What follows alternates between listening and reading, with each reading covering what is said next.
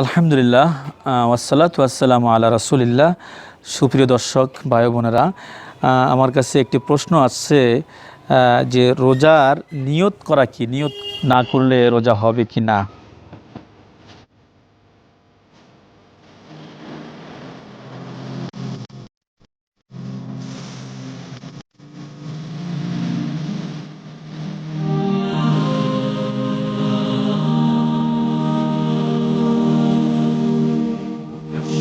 দেশে যে একটি প্রচলিত সিস্টেম আছে যে আমরা এভাবে করে থাকি, নাওয়াইতুয়ান আসমা গদাম মিন শাহরে রমাদান আল মোবারক ফাদ্দাল্লাকা ইয়া আল্লাহ ফাতাকাব্বাল মিন্নি ইন্নাকা আনতাস সামিউল আলিম।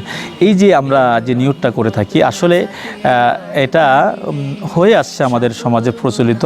এটা কিন্তু কোনো হাদিসের ইবারত নয় এবং নবী করিম সাল্লাল্লাহু আলাইহি সাল্লাম থেকে এই নিয়তটা সুন্নাও নয়। বরং আপনি অনেক সময় এই নিয়তটা করতে গেলে আরবির উচ্চারণের কারণে বিপরীত অর্থ হতে পারে।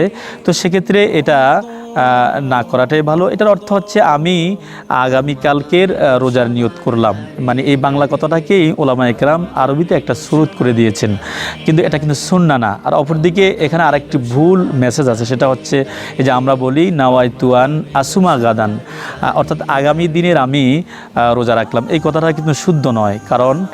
কারণ হলো সবসময় আমরা জানি আরবিতে রাত কিন্তু আগে আসে, তো সেই হিসাবে আগামী দিনের রোজা বললে এটা কিন্তু হয় না, তাহলে হবে এর পরের দিনেরটা। তো এই বিশিষ্ট একটা ভুল মেসেজ। তো আমরা সবচেয়ে শুদ্ধ নিয়ত যেটা করতে পারি, নিয়ত করা লাগবে, যেহেতু হাদিসের মধ্যে আছে নবী করিম সাল্লাল্লাহু আলাইহি ওয়াসাল্লাম থেকে হাদিস, তিরমিজি এবং আবু দাউদ, নাসাই, ইবনে মাজার মধ্যে হাদিসটা আছে।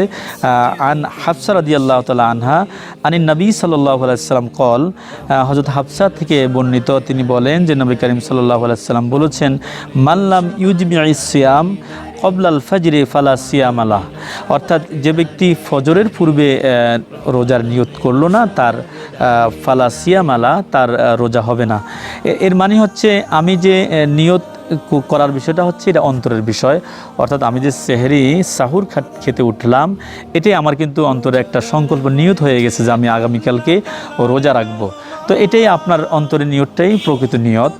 তারপরেও যদি আপনার অনেক সময় দেখা যায় হয়তো আপনি সাহুর খেতে পারলেন না, সেক্ষেত্রে তো ওই সময় নিয়তটা হলো না, তো সেটা ফজর হওয়ার আগেই আমরা মনে মনে সংকল্প করে নিতে পারি যে আগামীকালকে রোজাটা আমি রাখবো ইনশাআল্লাহ। এটাই প্রকৃত নিয়ত হয়ে যাবে ইনশাআল্লাহ। আপনি অন্তরে রোজা রাখার যে এরাদা করেছেন অন্তরের মধ্যে, এটাই হচ্ছে আপনার রোজা রাখার নিয়ত। তাহলে এভাবে নিয়ত করলে আমাদের নিয়ত হয়ে যাবে ইনশাল্লাহ। আর যদি আপনি এভাবে করতে চান যে একসাথে রমাদানুল মোবারকের আপনি রোজা রাখবেন, এক মাসের রোজার নিয়ত করেছেন, সেটাও হতে পারে। তবে উত্তম হচ্ছে প্রতিদিন যদি আপনি ভিন্নভাবে এরাদা করে সাহুর খেতে যখন উঠবেন, অন্তরে যে এরাদা, এটাই প্রকৃত নিয়ত। জি আলহামদুলিল্লাহ, আমরা এভাবে নিয়ত করবো ইনশাআল্লাহ সুন্নাহ মোতাবেক। আরেকটি প্রশ্ন করেছেন, সেটা হচ্ছে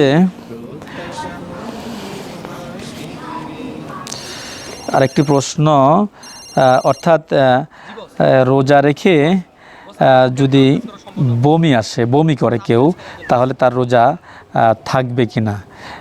এটার উত্তর হচ্ছে ইচ্ছা করে যদি কেউ বমি করে তাহলে অবশ্যই তার রোজা ভঙ্গ হয়ে যাবে। কোনো অনিচ্ছা সত্ত্বে যদি কারো বমি এসে যায় তাহলে তার রোজা ভাঙবে না। শুধু বমি নয়, এরকম আরও কয়েকটি বিষয় আছে। রোজা রাখা অবস্থায় যদি যেমন হাদিসের মধ্যে আছে, আবি সাইদ খুদরি রাদিয়াল্লাহু তাআলা আনহু কলা রাসূলুল্লাহ সাল্লাল্লাহু আলাইহি ওয়াসাল্লাম সালাসা লা ইফতিরনা সাওম, যে তিনটি কাজে রোজা ভাঙ্গে না। আল হিজামা, একটি হচ্ছে সিঙ্গা দেওয়া, ওয়াল কাই, এবং ইচ্ছা করে বমি করা, আর একটি হচ্ছে ওয়াল ইহতিলাম, স্বপ্নদোষ।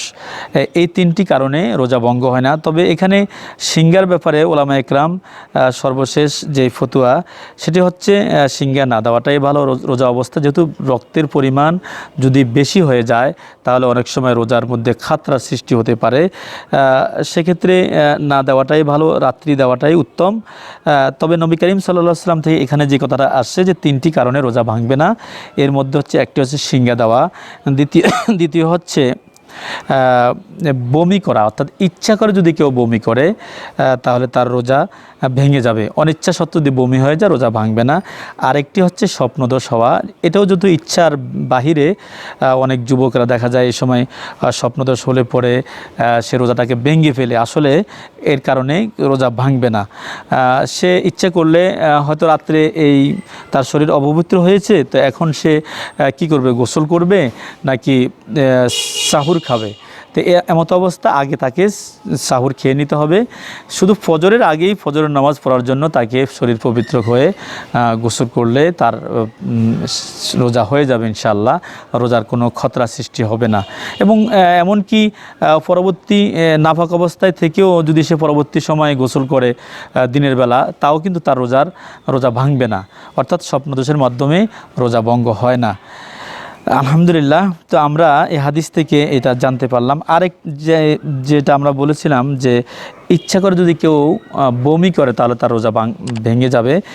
আবু দাউদ শরীফের মধ্যে হাদিসটা আছে, মান যারা আহুল কাই ফালাইসা আলাইহি কদা, অর্থাৎ যে অনিচ্ছাকৃত বমি করে তার এই রোজার কোনো কাজা করতে হবে না। অমানিস্তাকা আমদান ফালিয়াকদি, আর যে ইচ্ছা করে বমি করে সেজন্য পুনরায় রোজাকে কাজা করে নেয়।